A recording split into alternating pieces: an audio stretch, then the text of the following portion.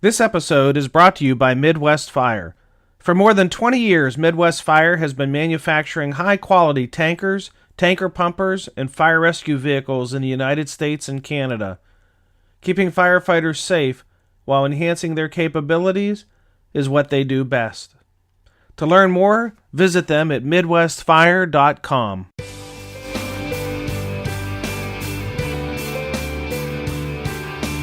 Hello and welcome to episode 13 of the Situational Awareness Matters radio show. I'm your host, Rich Gasaway. The purpose of this show is to improve situational awareness and decision-making for individuals and teams who work in high-risk, high-consequence environments.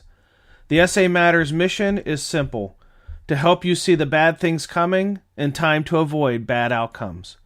In this episode, we'll talk about training for failure, how it happens, and I'll offer some advice about how to overcome it. I'll also include some discussion questions that you can have amongst your members about training and whether there may be opportunities for improvement. And we'll share a near-miss report where a crew cutting through the floorboard of a vehicle struck the gas tank. Not on accident, on purpose. There are probably few things I say as a speaker that raises the ire more than "you may be training your members to fail." I understand why an instructor would not want to hear that. No instructor would want a member to fail. Even more so, no instructor wants to be implicated for being the one responsible for training a member to fail. This is especially true when failure results in a casualty. Nonetheless, it happens more often than I would like to see. How do I know? Let me explain. The concept of training for failure is rooted in the notion that field performance of tasks mirror training. You've heard the phrase, "we are creatures of habit," and there is nothing that makes behavior revert to habits quicker than stress. As stress levels increase, the brain transitions from rational, logical information processing to intuitive, instinctive information processing. This is when performance becomes automatic and driven by training and habits. Much of the knowledge and many of the skills needed by responders in an emergent situation must be recalled and applied almost instantly. Training is the foundation that sets us up for success or failure.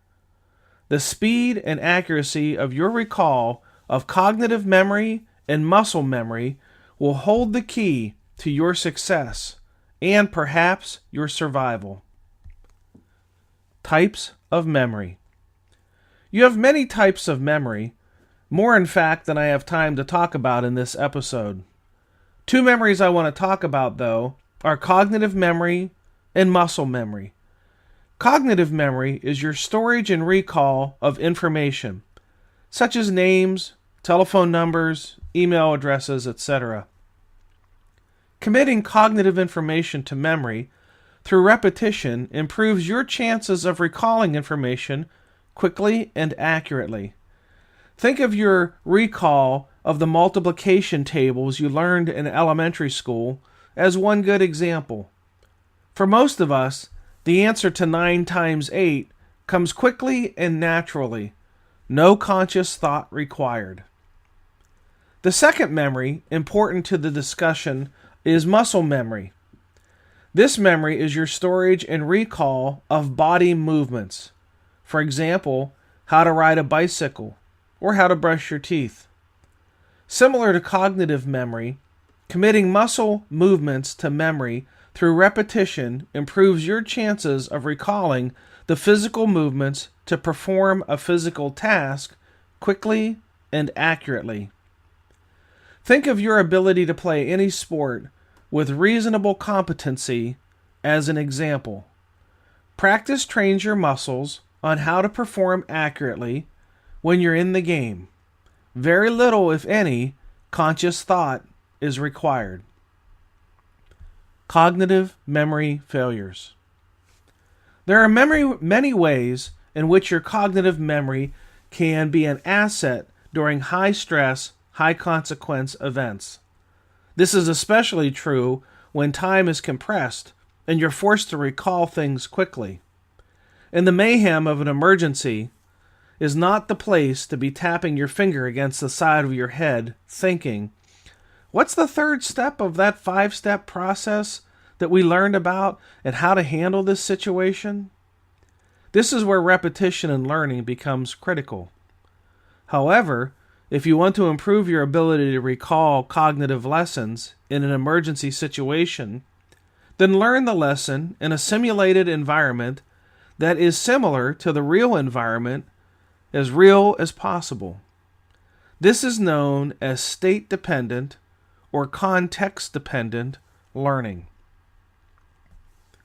While it may be impractical, maybe even impossible, to train responders on everything they need to know in a field setting, it is entirely possible to practice the recall of information that you are taught in a classroom when you are in a field setting. Practice and recall in a simulated environment mirrors the stress of the real work environment, and it'll improve recall of the information when you may need it most, in the same environment in which it is practiced in. Muscle memory failures. Like cognitive memory, there are many ways in which muscle memory can be an asset to emergency responders operating in high-risk, high-consequence environments. And like cognitive recall, the compression of time in the immediate need for action can require the muscles to react quickly, dare I say it, instinctively, to a situation. One of the biggest ways I see instructors training responders to fail is by giving verbal instructions for physical tasks without first requiring the responders to physically perform the tasks. The scenario may go something like this. When you get out there in the field, remember that when you're confronted with this situation, you want to do whatever, fill in the blank, physical task. There's a fundamental flaw in this type of learning. Muscles only learn from muscle movement. Muscles do not learn from verbal instructions. The only way you learn how to perform a physical task of any kind with any competence at all is to move, to physically perform the task. An instructor can talk to you all day long about how you're supposed to do this or do that, or move your muscles in this way or muscles in that way, and you're really not learning. Then, when your muscles do need to move in practice, it's important to move them properly. A hypothetical example. Let us use an example of a responder who learns how to perform a task using one type of equipment in training. But the training division is using old equipment because they, most unfortunately, got the hand-me-downs that were no longer in service. So the recruit learns cognitive memory, recalls the steps needed to complete a task on the old equipment, and muscle memory, the physical movement of the muscles necessary to complete the task, but again using the old equipment. Nonetheless, learning has occurred. Unfortunately, however, in this example, the field equipment does not match the training equipment. The higher the stress, the more likely the responder is to revert back to memory and habits taught in training. This holds the potential of either causing multiple errors in performance, or there is a risk that the performance of the task will be significantly slower as the mind tries to reconcile the differences between how the responder was trained and how to perform in the real scenario. Both delays and errors are likely to occur in the real world. During the Training for Failure program that I teach, I've had the opportunity to discuss this problem with thousands of responders, business leaders, and industrial safety managers. I've never had to look far or dig deep to find examples for how people are being trained to fail. The reactions I get to this revelation can be a real mixed bag. As I provide the real examples that I use with participants in the class, some of the instructors begin to look as though they have just seen a ghost. Some of them are stunned into silence. Some are feverishly writing notes. Sadly, though, some instructors glare at me with anger and try to defend their training methodologies and practices. Instructors who go on the defensive say things to me like, "We don't have the time to train the way you're proposing." I cannot argue with that response. I do not claim to know the time constraints that an instructor is under in his or her own individual organization. All I'm simply saying is, training in ways that do not mirror real-life scenarios is a setup for failure. A lack of time to train properly will not fix the problem. It simply explains why a responder may have been trained to fail. In some instances, time is not the culprit in training for failure. Rather, is it a lack of knowledge on the part of the instructor about how the brain learns and how information is recalled, especially under stress. There is a fundamental flaw in the educational methodologies curriculum in most instructor and safety programs that I have seen. The programs failed to teach the neuroscience behind how the brain learns and recalls. This can, in turn, impact how an instructor teaches students. Some advice. I have several tangible pieces of advice on how to combat training for failure. Much of what I have to say may run counter to established paradigms of instructors, so I can only wish, with my fingers crossed, that instructors will let down their protective guards and take this advice with the intended benefit to help you improve the safety of your responders. This advice is not a damnation of your existing ways of training. First, stop judging the performance of others when they do things that seem to be inappropriate. I once took a class where an instructor showed one video after another of responders doing what, in his words, were stupid things. I watched and I listened with a heavy heart. Not only was the instructor judging the performance of others harshly and unfairly, but he was also teaching his students to do the same thing. The fact is, when you are judging the performance of others, you cannot simultaneously be a student and be learning the lessons of why things happen. As I sat there and watched this program, I so much wanted to blurt out, "So why do you think the responders thought that what they were doing at that moment in time, or why they thought it was the right thing to do, made sense to them?" I'm sure I would have stunned the room into silence and probably embarrassed the instructor. This would have, in turn, earned me an angry response, and no good would have come from that. The lesson here is to stop judging others when things go wrong and start seeking to understand why it made sense to them to be doing what they were doing. They were either trained to do it the way they were doing it, or they were not trained at all and were simply improvising based on their assumptions that it would work. No worker performs unsafe acts with the purposeful intent of getting hurt. Understanding why and how bad things happens begins when we stop judging others. When the class was over that I was referencing, I waited around for the students to leave, and then I approached the instructor and asked him why he thought the responders in the videos were doing the things that they did. His response floored me. He said, quote, "Because they're stupid," and he used an expletive. I didn't know what to say. I mustered the courage to ask the second question. "Did you ever consider the possibility those firefighters were trained to fail?" Then he said, If they were trained to do what they did, the instructor should be fired. That was the indignant response that I got. Should an instructor who's never been taught about how the brain learns be fired for teaching the best way they know how?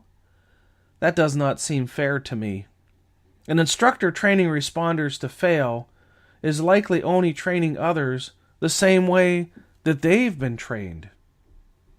The second solution I'm going to offer is to invite an independent evaluation of your training program. Why independent?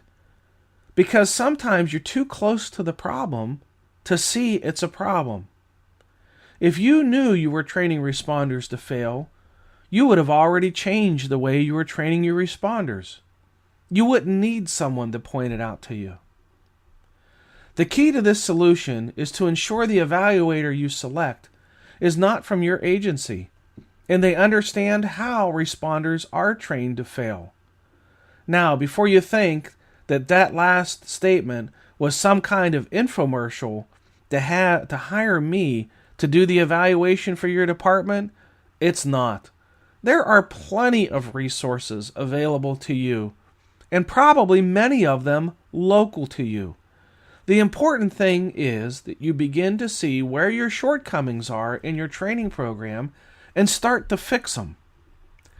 The third solution I'm going to offer to you is to avoid the trap of believing you can train responders how to do something one way in training and then tell them or expect them to do it differently when they're in the field. I hear this often. Recruits are told, you're going to be trained how to do this or how to do that at the academy, but once you get out into the street, we're going to train you on how it's really done. Wouldn't it make better sense to teach them how to do it properly the first time in the academy? Why the disconnect? Either the way the academy is teaching has not been kept up with best practices used in the field, or the field performance has drifted away from best practices that are taught in the academy. Regardless of how it occurred, it is a setup for failure. I'm going to pause and share some information with you about how you can attend a live Situational Awareness Matters event or sign up for the online academy. When I come back, I'll give you some discussion questions to share among your members to begin the dialogue about training for failure. If you're interested in attending a live event, you can check out the Situational Awareness Matters tour stop schedule at SAMatters.com. Click on the Program and Keynotes tab below the header, then click on the Events Schedule tab. If I'm in your area, I hope you'll consider attending a live event. If you're not able to attend a live event, consider signing up for the SAMatters Online Academy. The Academy contains videos and articles that cover the same content as the 3-day live tour event, delivered in 14 modules that you can go through at your own pace from your own computer. The Academy Plus version includes 4 books that are referenced throughout the Academy. The Plus version is a great bargain because the tuition simply covers the costs of the books, making the Academy free.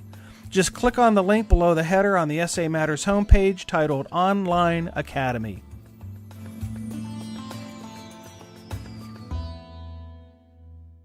Here's some discussion questions you can have with your members on the topic of training for failure.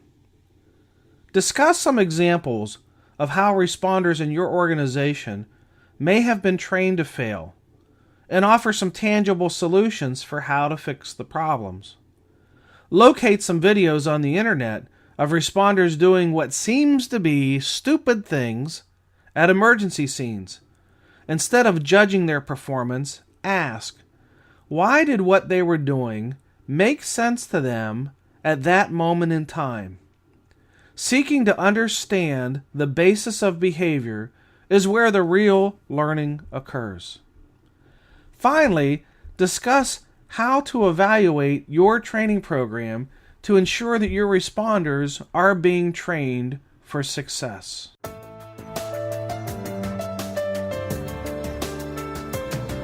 Now let's take a look at a situational awareness near-miss lesson learned. This lesson comes to us from the firefighter near-miss reporting system, where lessons learned become lessons applied. Flammable atmosphere created by cutting a gas tank. Here's the description of what happened. 2 separate fire departments responded to a vehicle fire in a driveway of a single-family dwelling. There were 2 other vehicles that were exposures, and the vehicle on fire was approximately 30 feet away from the house. The initial attack was fast and successful, and the majority of the fire was knocked down. However, the gas tank on the vehicle was leaking, and a small fire continued to burn as a result. Additional resources were requested, but were denied by the on-scene incident commander. The decision was made to cut the floorboard in the vehicle directly above the gas tank and flood it with water. The cut was initiated and completed. Application of foam and dry chemical were completed, and the fire went out. The near miss came during the cutting of the floor. The vapors were released as the tank was opened, causing an optimal environment for the gas to ignite and/or explode. A safety officer was never assigned, and this person could have stopped these actions if they had been assigned by the incident commander. Here is what they shared as the lesson learned. The tactic of cutting a gas tank with a saw should never be done. The saw itself is an ignition source, and the cut releasing flammable vapors was not smart. Building on the earlier discussion of training for failure, I would ask, why did doing something like that seem to make sense at the time that they were doing it? Were they being hasty? Were they task fixated? Were they suffering from mission myopia or one of the other barriers to situational awareness? You can learn more about this event and many others by visiting the Firefighter Near Miss Reporting System at firefighternearmiss.com. If you've experienced or witnessed a near miss and would like to be interviewed on this show, visit my companion site, closecallsurvivor.com, and click on the Contact Us link. Thank you in advance for sharing your lessons so that others may live. Well, that's it. Episode 13 is complete. Thank you for sharing some of your valuable time with me today. I sincerely appreciate your support of the SAMatters mission. If you like the show, please go to iTunes and search for SAMatters Radio and subscribe to the podcast and leave your feedback and a 5-star review. This will help others find the show. You can also sign up for the free SAMatters monthly newsletter by visiting SAMatters.com and clicking on the red box on the right side of the home page. Be safe out there, and may the peace of the Lord and strong situational awareness be with you always. You've been listening to the Situational Awareness Matters radio show with Dr. Richard B. Gasaway. If you are interested in learning more about situational awareness, human factors, and decision-making under stress, visit SAMatters.com. If you are interested in booking Dr. Gasaway for an upcoming event, visit his personal website at richgasaway.com.